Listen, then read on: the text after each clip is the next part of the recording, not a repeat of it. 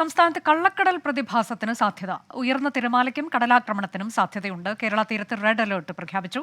പാലക്കാട്, കോഴിക്കോട് ജില്ലകളിൽ ഉഷ്ണതരംഗ സാധ്യത തുടരും. ആലപ്പുഴ, കോഴിക്കോട് ജില്ലകളിൽ രാത്രി താപനില ഉയരുമെന്നും കാലാവസ്ഥാ വകുപ്പിന്റെ മുന്നറിയിപ്പുണ്ട്. ഷഫീദ് റാവുത്തർ വിവരങ്ങളുമായി. ഷഫീദ്, ഉഷ്ണതരംഗവുമായി ബന്ധപ്പെട്ട മുന്നറിയിപ്പ്, ഒപ്പം കള്ളക്കടൽ പ്രതിഭാസത്തിന്റെ റെഡ് അലേർട്ട്, വിവരങ്ങൾ.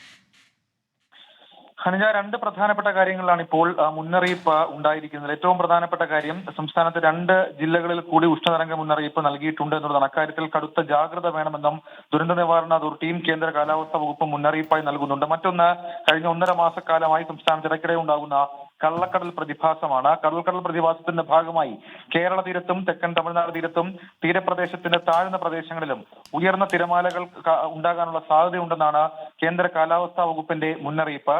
അതായത് ആ സാഹചര്യത്തിൽ കൂടിയാണ് സംസ്ഥാനത്ത് കേരള തീരത്ത് റെഡ് അലേർട്ട് പ്രഖ്യാപിച്ചിട്ടുള്ളത്.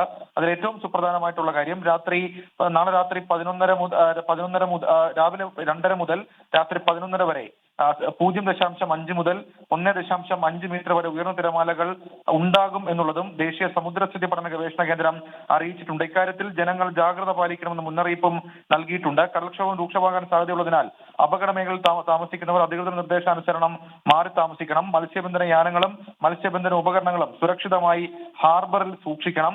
ബീച്ചിലേക്കുള്ള യാത്രകളും കടലിലിറങ്ങിയുള്ള വിനോദങ്ങളും പൂർണ്ണമായി ഒഴിവാക്കാനും ദുരന്ത നിവാരണ അതോറിറ്റി നിർദ്ദേശമായി നൽകിയിട്ടുണ്ട്. അനുജ, സംസ്ഥാനത്ത് ഉഷ്ണതരംഗ മുന്നറിയിപ്പ് തുടരുന്നു. ഒപ്പം തന്നെ കള്ളക്കടൽ പ്രതിഭാസവുമായി ബന്ധപ്പെട്ട് റെഡ് അലേർട്ടും. ലോകത്തെവിടെയായാലും ഏത് സമയത്തും 24 വാർത്തകളും ഓഗ്മെന്റഡ് റിയാലിറ്റി പാക്കേജുകളും എക്സ്പ്ലെയിനറുകളും വിശദമായി കാണാൻ ഞങ്ങളുടെ യൂട്യൂബ് ചാനൽ നിങ്ങൾക്ക് സബ്സ്ക്രൈബ് ചെയ്യാം.